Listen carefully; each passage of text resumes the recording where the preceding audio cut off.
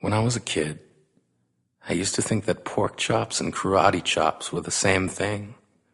I thought they were both pork chops.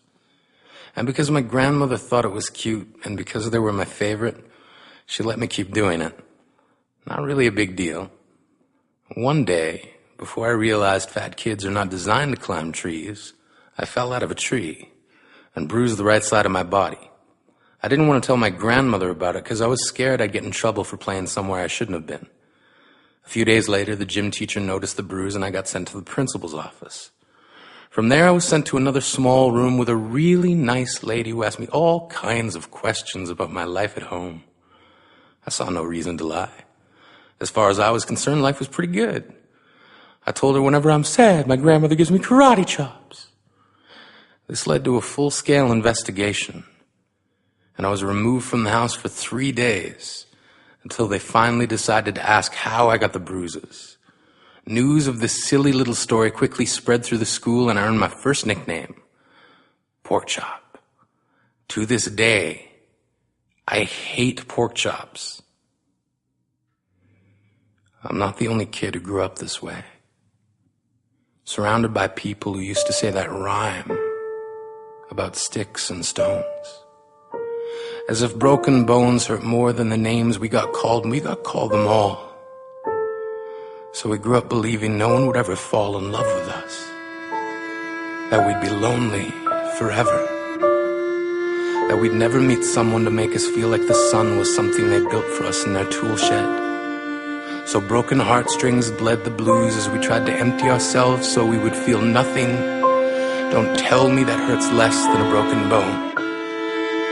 That an ingrown life is something surgeons can cut away, that there's no way for it to metastasize, it does. She was 8 years old. Our first day of grade 3 when she got called ugly. We both got moved to the back of class so we would stop getting bombarded by spitballs.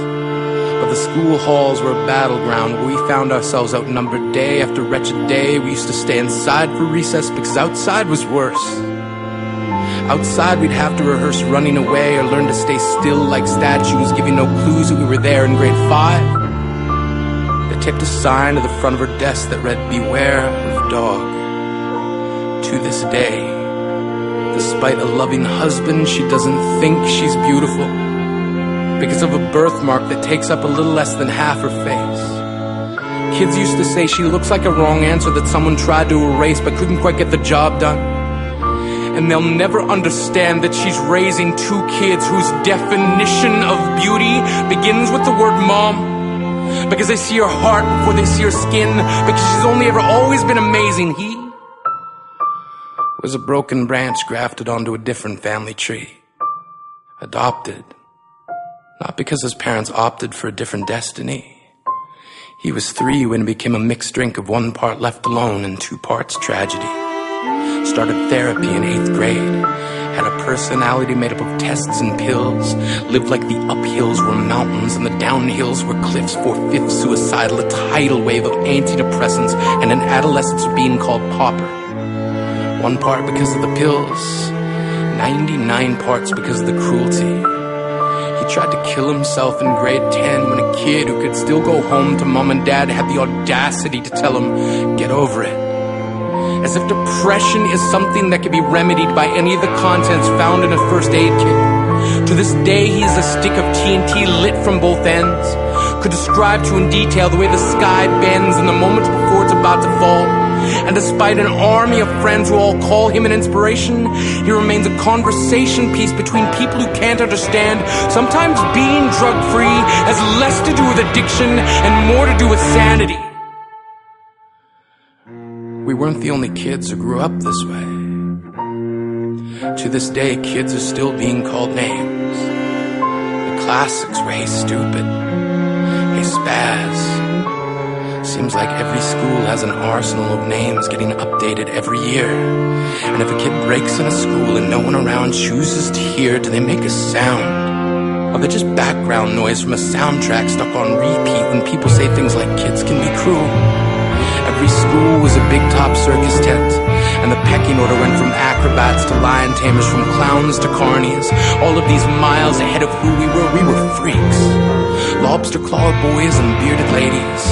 Oddities juggling depression and loneliness, playing solitaire, spin the bottle, trying to kiss the wounded parts of ourselves and heal. But at night, while the others slept, we kept walking the tightrope. It was practice, and yes, some of us fell. But I want to tell them that all of this is just debris, left over when we finally decide to smash all the things we thought we used to be. And if you can't see anything beautiful about yourself, get a better mirror. Look a little closer. Stare a little longer. Because there's something inside you that made you keep trying despite everyone who told you to quit. You built a cast around your broken heart and signed it yourself. You signed it. They were raw. Because maybe you didn't belong to a group or a clique.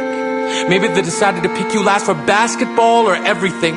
Maybe you used to bring bruises and broken teeth to show and tell but never told. Because how can you hold your ground if everyone around you wants to bury you beneath it? You have to believe that they were wrong. They have to be wrong. Why else would we still be here? We grew up learning to cheer on the underdog because we see ourselves in them. We stem from a root planted in the belief that we are not what we were called.